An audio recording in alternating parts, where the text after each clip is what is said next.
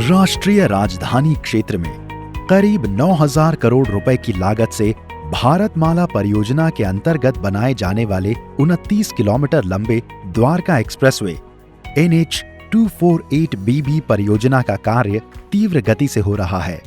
Dwarka expressway परियोजना निर्माण के सभी 4 चरणों का कार्य प्रगतिशील है। पहला चरण, जिसका प्रारंभ NH8 पर स्थित शिव मूर्ति से होगा, जिसमें NH8 और द्वारका एक्सप्रेसवे और 8 लेन सुरंग शैलो टनल 2022 के अंत तक किया जाएगा। दूसरे चरण का निर्माण बिजवासन RUB से दिल्ली हरियाणा सीमा तक किया जाएगा। यह द्वारका सेक्टर 25 में बन रहे DIPP की इंडिया इंटरनेशनल कन्वेंशन सेंटर के कनेक्टिविटी सहित सेगमेंट कास्टिंग और सेगमेंट लॉन्चिंग गतिविधियां चल रही है। दिल्ली में 10,000 पेड़ों को ट्रांसप्लांट करके उनके संरक्षण की भरपूर कोशिश की गई है, जिसके सकारात्मक नतीजे भी आ रहे हैं। यह चरण 2022 के मध्य तक संपूर्ण करना प्रस्तावित है। तीसरा चरण दिल्ली हरियाणा बॉर्डर से बसई ROB तक है, जिसमें 8.5 किलोमीटर लंबे 8 लेन फ्लाईओवर का निर्माण सिंगल पियर पर किया जा रहा है। यह कार्य 50% पूर्ण कर लिया गया है।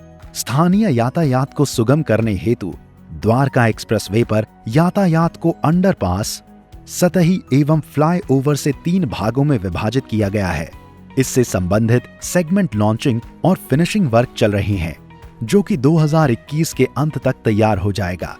चौथा चरण बसई ROB से प्रारंभ होकर खेड़की धौला टोल प्लाजा के समीप NH8 पर जुड़ता है।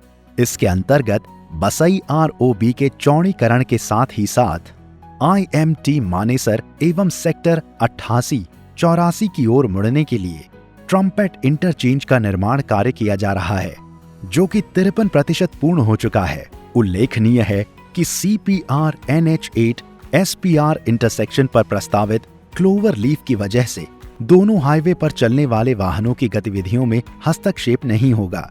2021 के अंत तक यह सुविधा जनता के लिए उपलब्ध हो जाएगी।